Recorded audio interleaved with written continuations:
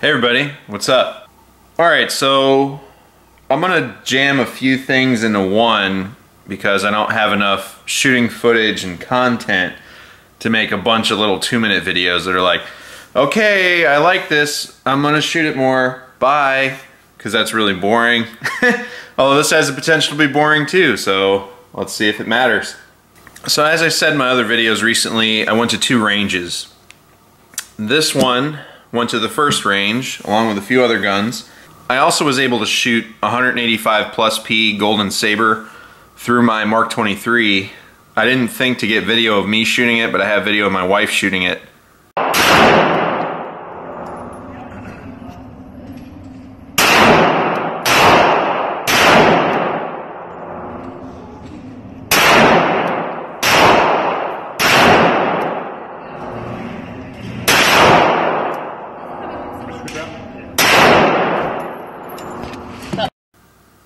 And man, that is a huge difference. Luckily I have a few rounds left, so I will do another video another time and show the difference. But I shot a few rounds of 230 grain standard pressure and then into the 185. All I could say is, holy shit, that stuff will change your life. I have never felt a 45 shoot so strongly, and I don't know how it would feel out of any other gun. It came out nice and easy on the Mark 23. I mean, there was a lot more recoil impulse, but that gun really tames 45 more so than the USP series, so that was interesting. And we also found out that my wife didn't like the double action pull on her USP Compact 9, so I ordered from HK Parts one of the Lazy Wolf springs, so I'm already getting into Lazy Wolf stuff. Hopefully that's not a slippery slope. It completely changed the gun, which is good because if it's set up how she'll shoot it, she'll actually shoot it. So she's really dejected that she couldn't pull back the double action on the USP 9C, and I will say it was probably greater than 16 pounds. Something was really aggressive about that blue hammer spring it had in there, and changing it out made it feel normal. I mean, she shot my HK45C double action, she shot the Mark 23 double action, and she shot the HK45 Tactical that she owns in double action. So I knew it had to be something specifically with the USP Compact 9. She's not real dainty, if you hadn't noticed. So she runs guns, and she's run quite a few of them, so for her not to be able to pull a double action trigger back is a pretty big deal. Oh, and she shot my P30L double action, which is saying something.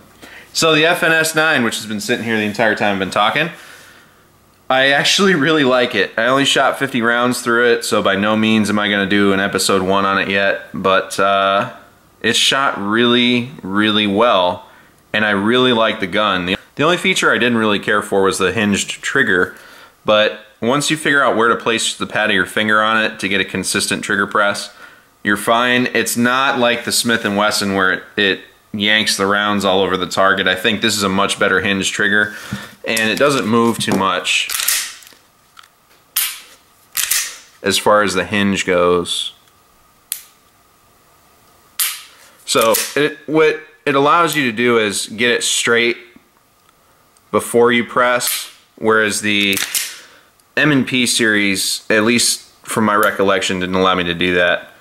So if you're going really fast, like ripping it, then yeah, but if you're trying to make an accurate shot, it's a lot easier with the FN trigger.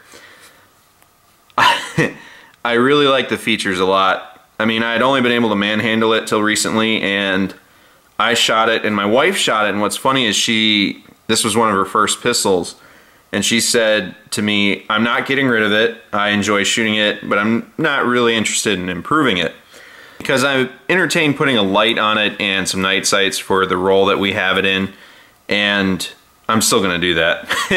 It might just get the TLR1S and some Trijicon HDs, and that might be all we'd ever do to it, but it's definitely worth that, and I'm in a weird spot because I like this more than a Glock, and I know that's really gonna off-put some people, but let me break it down for you. So The adjustable backstrap things kind of take it or leave it. The one that's on it's fine. The texture is actually a little more aggressive than I like, but you don't have to retexture it. It has an undercut trigger guard. I like these. And the magazine well is beveled slightly. Pretty much everything that Glock Gen 5 is trying to do, this gun had already done, which I think is kind of funny. It has an ambidextrous magazine and slide release. It's 100% ambidextrous, and it's got front cocking serrations. So it's funny because this is really close to what the 19X is trying to do, and it did it first. I don't know how to explain it, but it just feels, it feels right. And I really like it, which is throwing me for a loop. It feels really comfortable in hand. It just gets where it's supposed to be really quickly, and I don't like it better than my VP9. My VP9, for me, there's only one way to hold that gun. The second I put my hand around the VP9, it glues into my hand. This is close, but not quite. I also will say I really like the sights. So you have a U-notch rear and a really nice front sight. Very good. They're essentially Trijicon HDs already, which is nice. So this gun has a lot of things going for it. I don't really, other than the trigger, I don't know of anything I don't like. I'm not gonna buy an FNS 9. It's funny because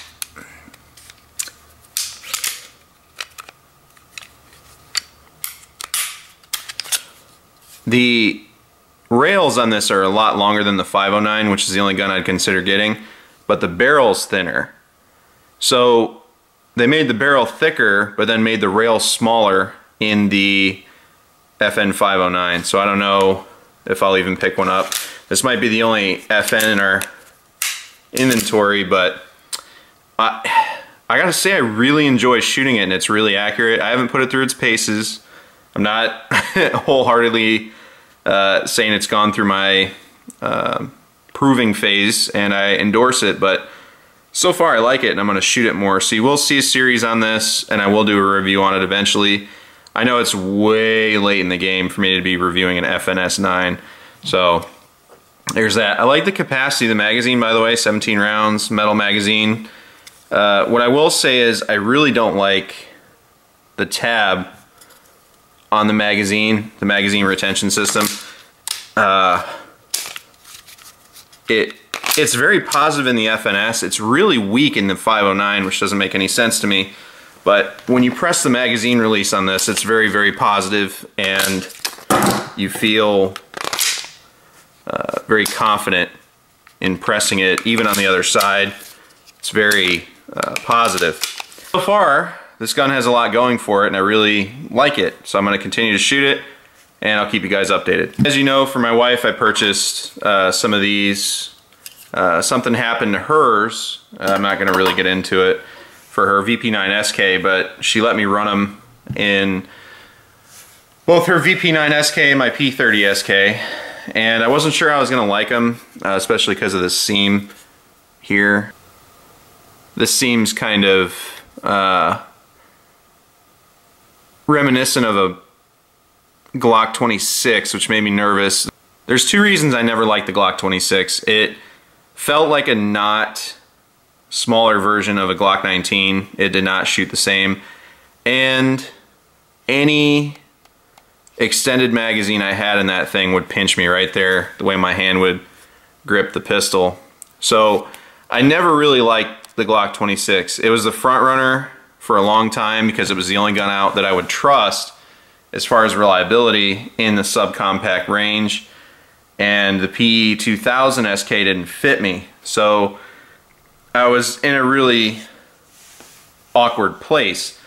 So then the P30 SK came out, I shot it, immediately fell in love, and the rest is history. So I'm excited that they made this. Now what I will say is I've found that it gives you a lot more controllability for this particular gun, because I can put just a little extra torque if I need to with my pinky on it, which is nice. And it doesn't pinch me, which is a huge benefit. I found the same thing to be the case for the VP9 SK. In fact, the video I just posted where my wife and I are shooting them, we're actually running these two magazines. So, ran fine. I was curious to see how it would work. Hard Target recommended I pick some of these up and give them a shot, as well as one or two others in the comments. And I like it. It's a good fit. So I really do appreciate the extended base plate on the P30 SK and VP9 series magazines. I recommend it. I do wish it added to capacity, but honestly I just feed it the 15s anyway. So once I get through my 10 round mag, 15 in it, or an 18. So I'm not really worried about it. From the long gun day, the most surprising thing was this little pistol here. I really don't like AR pistols for a myriad of reasons. I didn't see a place for them personally, and I really just did not like the whole concept or idea. I felt like it was making a lot of compromises. And it still is. But what I will say is this little guy right here really impressed me. It's a very, very nice, smooth shooter. These guys did a good job. TXT. Check them out. Highly recommend them. They're not cheap. It's not a cheap gun at all. And it shows both in the barrel quality, even though it's a pencil barrel, and the overall build quality and how solid this thing is. And it's nice to have a company in Texas doing good rifle work. I had a blast shooting it. I can't tell you how sweet it was to run, and very, very soft recoiling. I've had very experiences with this sort of weapon in the past, and to run one that was done properly was a huge deal. I really appreciated it, and I'm glad my wife bought it. I never would have bought one. I don't care who sat there and sold it to me and said, hey, this is a good one. I'd be like, okay. But her having it already allowed me to shoot it. Same thing with the FNS, but it allowed me to shoot it without any pressure to buy it or pressure to shoot it or anything. It was more like, I guess we'll take it out. Let me see if I like it. Because she wanted to zero it, and it's already zeroed. I will say this particular setup I'm not a fan of as far as the irons, but I was able to get hits at 200 from the bench with this. Standing, I did not. I want to say I heard it, but I can't tell because the reset sounds exactly like a hit. There it is. There we go.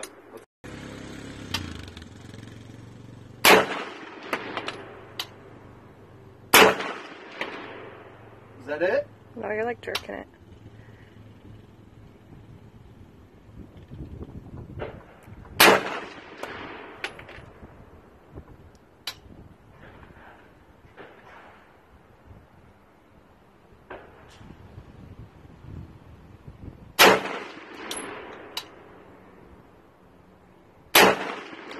Shooter, you might see it again. I'm not going to really do anything with it too much, especially since the ATF they bounce around, so I'm not gonna you won't be seeing this profiled so much. I might do one update on it when it gets fully set up. I'm just gonna put a Surefire Mini Scout on it for her, and the dot from her Knights, the Vortex dot from her Knights, is gonna move over once I get her the new aim point. Of the day.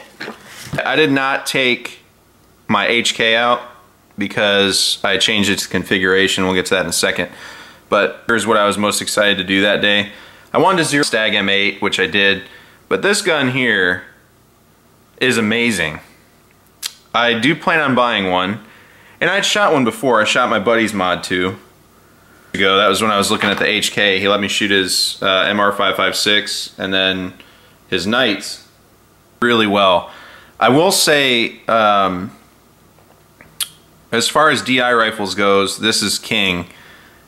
it's just all around perfect. This rifle, as it's sitting right now, completely outfitted, is 9 pounds 5 ounces, which is crazy. It's really, really light. And that's with the little dot on it, that's with the flashlight and all the little doodads hanging off it. So it's a really, really nice setup. I do plan on doing more with this rifle, and once I get mine, I'm setting it up identically. So we've decided a way forward is going to be same rail or the M-LOK rail with the same stuff on it, and the only difference is I'm going to be putting a Surefire on instead of the Streamlight. Though I will say, I am impressed with the Streamlight that's hanging off the front of this thing. I'm not sure what model it is, to be honest, although it's probably on the side. Sorry, my tripod is garbage. But it's real bright, and it strobes. I think it's like 600 lumens or something like that. Something crazy. It's really nice. I put the pressure pad on there for her, and I installed the little whatever sort of hand stop this is, but really, really smooth, excellent shooting rifle. My wife was able to put a mag in after she got zeroed. She put a mag in, charged it while we were talking crap to each other. First shot hit the plate at 200. Now this It's embarrassing. it's not embarrassing. Yes, it is. You're embarrassing. Negative. Get you some.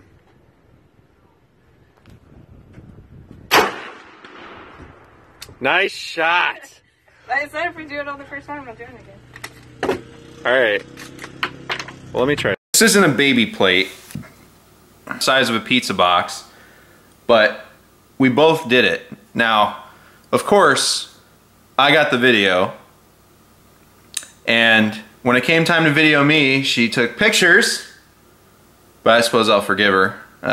It was very cool for me to sing off safe with a little red dot and smack that plate at 200 yards with 55 grain ammo on a gusty day. That was very cool. So I really, really like this rifle.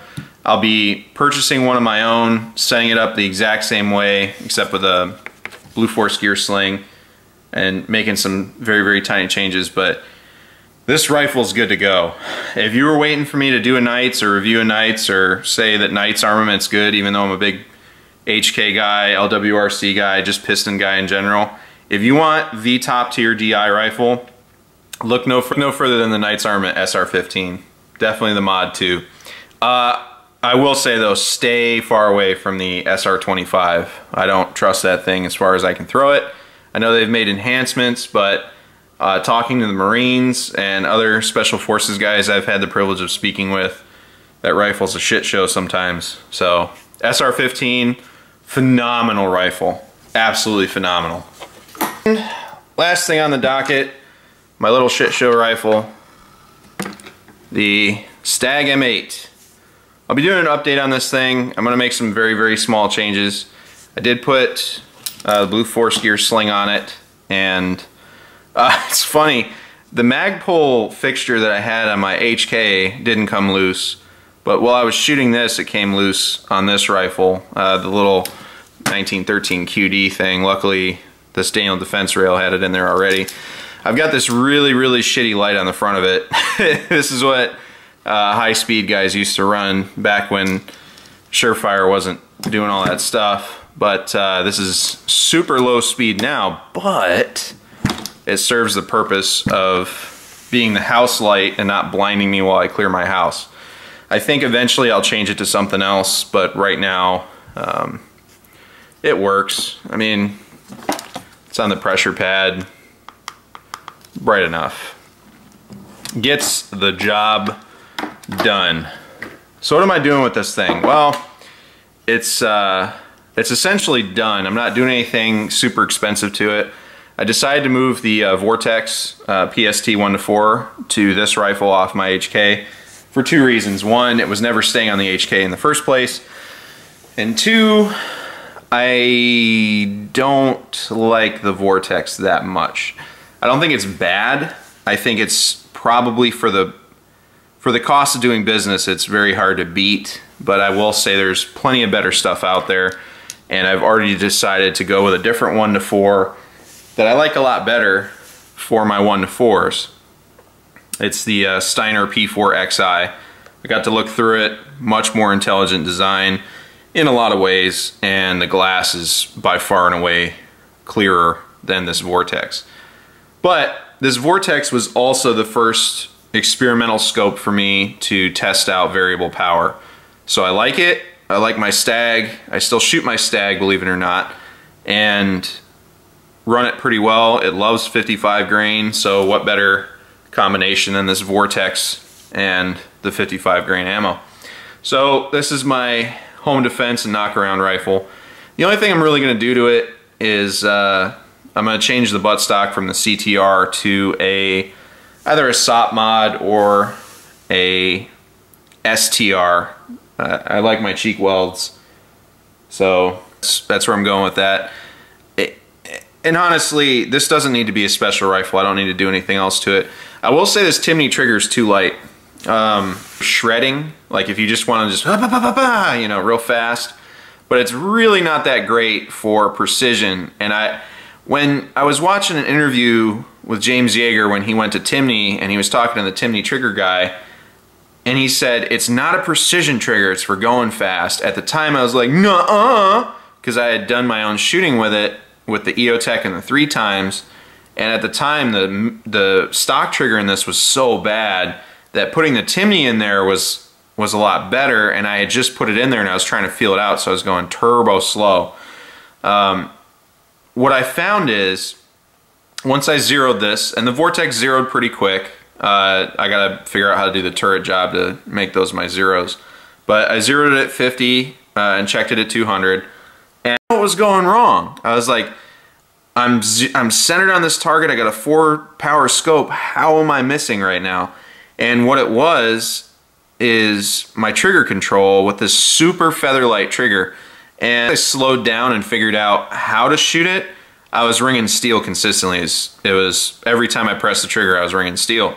But when I was shooting my wife's Knights, I was very consistent with it. And the Knights has about a 4.5 pound trigger, and it's almost a 2-stage, whereas this is a single stage.